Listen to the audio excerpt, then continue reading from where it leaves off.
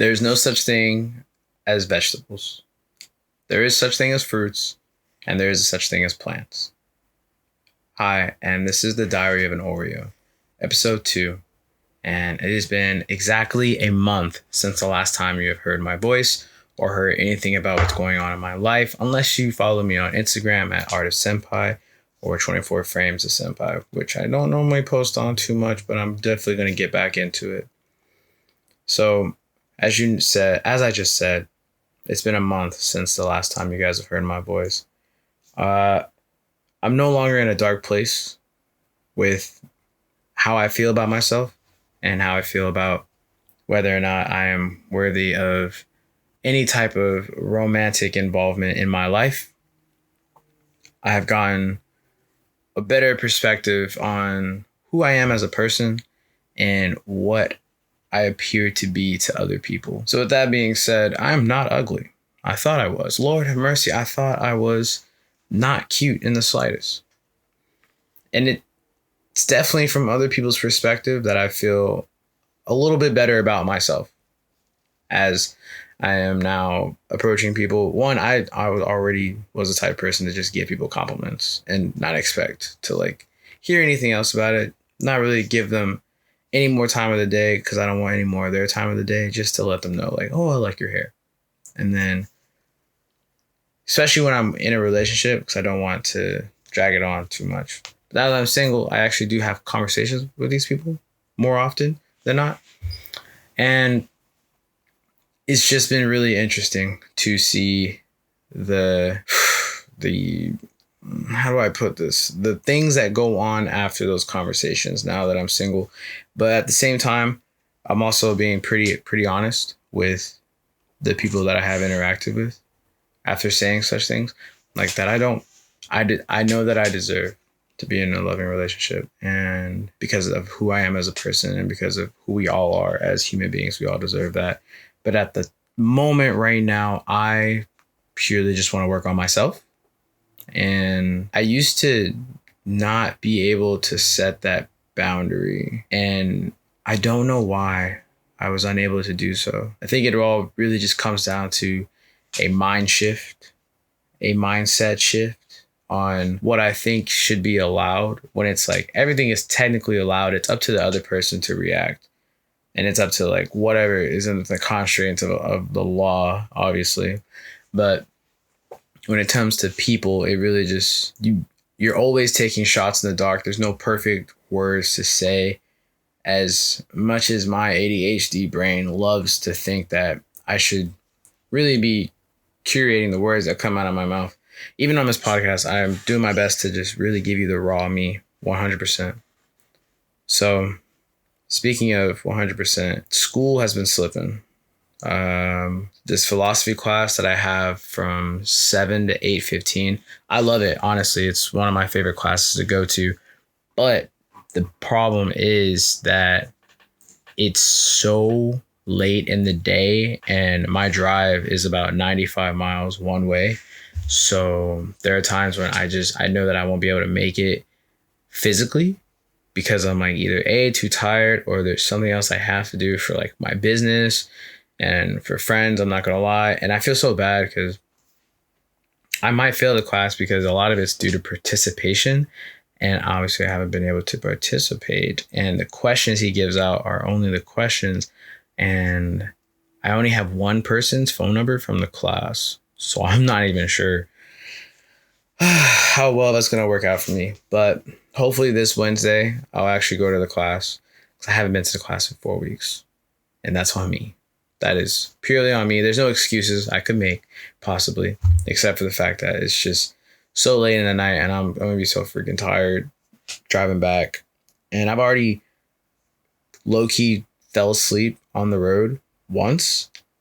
And it was terrifying. But I wasn't even going to school. I was going to go pick up my daughter. And I literally took a 5-second blink and I love tapped somebody's car. And they were so nice about it because I didn't do too much damage. I did more damage to my car than them, but did a little bit of damage.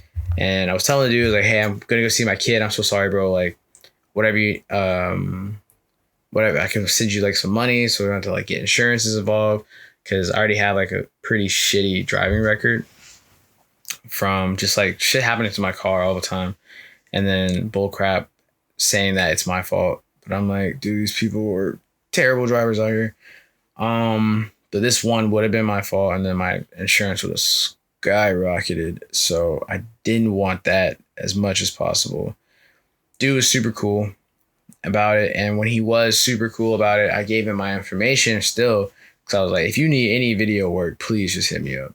And he hasn't hit me up, but if you are listening out there, I would love to work for you, kind soul. You really helped me out. And then I was able to go see my daughter and just like have a great day after that. Granted, that one hiccup was insane. So speaking of insane, business has been picking up. It's been really weird. I've been getting referrals and contacts from people that I've met before all the drama happened. I want to say like a couple months, even like friends from like years ago hit me up for work, and it's been super rewarding because I just meet people at these events, and it's just the opportunity is out there, and I like the fact that it's coming to me, but I know that I have to go after it. I have to. But right now, the biggest thing that I am definitely trying to work for is put a system in place to where I'll actually be able to serve the people that come to me in a very efficient manner, and they won't have to worry about whether or not their photos or videos are going to get there on time. Because as much as work is great, if work is not efficient, I'm just going to burn out. And I don't want to burn out. I want to, be hot about it, but I'm not trying to burn out 100%. So definitely taking baby steps towards the business success, even though that I know that I am capable of doing it, but I know that I'm not capable of doing it alone. So definitely about to hire an assistant sooner or later. And as much as I want to, cheap it out to ask for some overseas help, I might be having to talk to someone that I trust and I know that I can do hand-in-hand training on. But we'll see how that goes. You'll definitely hear about that in the next, probably about, I say like 2 episodes. That's when it's definitely going to happen, because I got the funds for it and I just want to get that started as soon as possible. But at the same time, I know that I need to be patient with myself, because I try to rush into it. The systems aren't going to be catered to my style, and it's going to be something that I try to like copy and paste from ChatGPT, which ChatGPT is great, but if there's not that human element within it, then it's not going to be cohesive to whatever you're trying to do for it.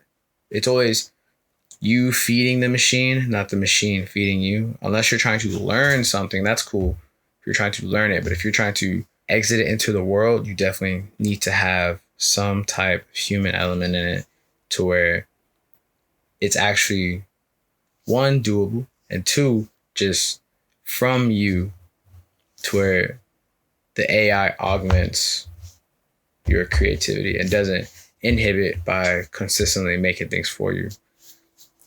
So with all that, your boy's heading to Vegas for the second time. And I'm so excited, because the first time I went was to get married, and that marriage is no longer a thing anymore. Granted, the wedding was super cool. Super cool. I truly appreciated how great the wedding was, and the fact that she was really, honestly, she did almost everything for the wedding. As far as like, we had seating charts that were book covers for mangas. She made all of them, made them in Canva, printed them out, and did everything. My ex-wife was amazing in regards to the planning, and I think she should be a wedding planner. Honestly, she did a great fucking job, and I cannot stress that enough of how grateful I was to be able to walk down the aisle to Tokyo Ghoul's Unravel, and then my groomsmen after me. Like, oh, it was a dream. And granted, that relationship didn't pan out. It is what it is. But at the same time, it was a great experience to have in my life. Now I'm going to make new memories in Las Vegas. I'm going to Sin City Anime, with another videographer friend. I don't know if she wants me to say her names, but I'm just going to put that out there. So it's going to be a super dope time because the hotel is in the convention. The convention is in the hotel. So, and the last time that I went to one of those, I didn't get to stay at the hotel, but this time I am. And it's like, oh my God, bro. The fact that I could just like go back to my room, you know, recharge, refuel or some shit, like bring some food, like that's heavenly. And I know that this is my first time experiencing it, and I'm just gonna take for everything that it is. And I'm super, super excited. And also my friends have been telling me like, yo, if you bet 100 on red and like let me know. And I'm like, honestly, if there's anyone that wants me to make a bet, hit me up. I will make that bet. And if I win, I'll give you 50%. Swear to God. Swear. You know what I'm saying? I'm not religious, but I swear, because I think that's pretty funny. That would be pretty great. You know, if you tell me to bet on something and I bet it and I win, I want to give you 50% because like that's super dope. You know what I'm saying? All right. So Las Vegas is coming up. And with Sin City Anime, what just happened over the weekend? Oh man, dude, SumiCon. Let's talk about it. Okay. Because this is about my diary, but this is basically my take on everything that's going on with the world. I'm just gonna say the person that was enacted because like I don't want to say their names, but the P Diddy thing with you know who and you know who. There's limitations. There's limitations to what can be done in a live space. And it's not about people being butthurt about it. It's just there's certain things that shouldn't be said or shouldn't be done in public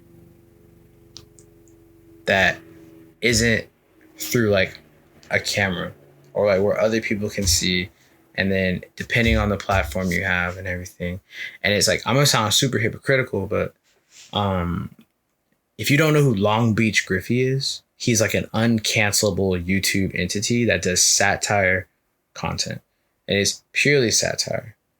But he does it all in the comfort of his home. And then it takes people to search him up to see that shit. And then like his shit is pure comedy, pure funny, you know? And he's hit everything from school shootings to everything. And that's not to say Long Beach Griffey's a bad person because I love Long Beach Griffey's content. I like that shit. That shit funny as fuck. It like really puts the humor into certain things that makes it, I don't want to say not as bad, but the impact is mixed to where I don't always just see the bad about it. And no, I don't think it's funny that people are impacted by these terrible things. It's just how I feel about his content, honestly. I don't know. There's no perfect words for it. So, but that situation that happened, because if Long Beach Griffey goes down, it's just Long Beach Griffey. But these two individuals have hella people that are attached to them. It's not just them. They got an agency behind them, all these other things. Long Beach Griffey is just Long Beach Griffey. These motherfuckers have a spider web of people that are now getting hit in the crossfire. Even the girl that was video recording, yeah, she laughed a little way too hard. I'm not gonna lie. But at the same time, they're all gonna feel it. And for what? Like a minute of like about probably like 2.5 minutes of content that could have easily been done, could have easily done something else. And I don't understand how no one, it's just a lot. And I don't think people are being too sensitive about it. I do think people are witch hunting people who are not involved. That shit's insane. Because I don't think it's worth it to do all that. I think it's just worth it enough to be like, yo, that was fucked up. Like, do better. And then live on with your life. Because everyone makes mistakes. Nobody has one mistake. And it's like, yeah, people are bringing up like, oh, these people are nuisances. And I'm like, that's your outtake on it. That's not everyone's outtake on it. And just because your outtake isn't their outtake, and it's like, doesn't make them a bad person. It's just your truth versus their truth. And there's nothing wrong with that, having separate truths. That's the great thing about being a human being, that you can have a separate truth from somebody else.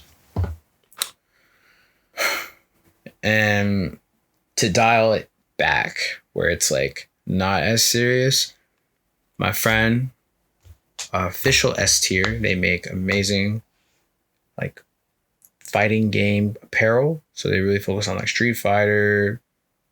I'm not sure if he does Tekken, but I know for a fact he does Street Fighter, Capcom versus Marvel, those type of brands. Like the video game apparel franchise, right? Video game apparel business, not a franchise. He has started to really curate some content lately for his brand. And he's telling me he's using CapCut. And he asked me, he's like, is Premiere Pro worth it? I use Premiere Pro pretty religiously. I've tried to go to DaVinci and I can't because I've already invested so much time in Premiere Pro. I don't see myself moving to DaVinci for any other reason right now, because with my business, if I switch to DaVinci, then I'm like going to be like a baby in that. And it's like, I get it. Some of the principles can be shifted over very easily, but I don't want to take that chance because there's still things about Premiere Pro that I don't even know. So I'm gonna not put all my eggs in one basket, but I'm definitely monitoring the baskets that I have. So, and me personally, when it comes to CapCut or Premiere Pro, I fuck with Premiere Pro more only because I can have two screens. CapCut, you can't. Even if you have it on the computer, it's not a two-screen thing. And they do a really good job of like making it all fit on one screen. I'll say that for sure. But me personally, I just like having two screens and getting a bigger visual picture of it. So even when I edit on my laptop, I have Premiere Pro, but it's struggling to really get into that headspace of like, oh, I can move this, I can do that. Boom, boom, bam, bam, boo, bitty. But can't do that with CapCut. But I will say the CapCut features and effects, it's really good. It's really good. If you sit there and go through each of them and like you learn them, your creativity potential is damn near limitless. What happens is though, people will go to CapCut and use the templates. The templates are cool, don't get me wrong, but they're not for if you want to create content that kind of matters or is important to you. It's for if you have, let's say, like a vacation clip and you don't really care about the pacing, you want to let the template take care of it.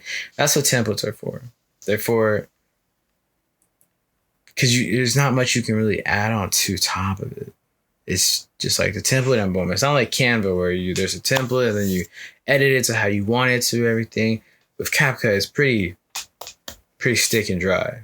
And that's why I don't really use them. I tried for TikTok to see if like, maybe if I use a certain template, it would help with the algorithm or anything.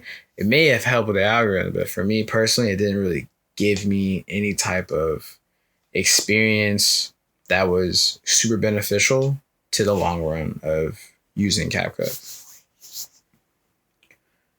And speaking of long run, these last 30 days have been insane. My car got broken into. I've shot at like 6 different events. I've met, I want to say like at least 100 new people in my life where it's just like met them, kind of know their name. If I see them again, I'll recognize them. People have been recognizing me at LA Comic-Con, and it's just like the friends that I've made, the friends that I have been extremely solid throughout these unsteady times that I've been going through. And now that it's like getting more steady, I want to be there for them. So as you can see in the back, I have a calendar, right? I haven't owned a calendar like forever because I'm like, I have my phone, but I don't really be looking at it like that too much. So the biggest reason why I want to get systems in place, I want to make sure my life is more organized. So that way I don't feel overwhelmed and I actually make time to spend with my friends, because my friends make time to spend with me. And it's just like, it's not right for me to always be the one taking the time when it's like, I want to give the time as much as they give it to me. And that same amount of effort, not the same, probably like a little bit more for her, my little girl, my daughter, she just told me that she wants to be a YouTuber. So we actually got some clips done and we're going to be editing them. And it's like, she's 7, man. Like, I want my little girl to do whatever she wants that is going to make her happy. And if she wants to be a YouTuber, because she says she's like her dad, she wants to be a YouTuber like her dad. And like, I'm not a YouTuber yet. Like, I'm not consistent enough to say that I am. I'm a creator for sure, but I want to do my best. So whatever she thinks is true.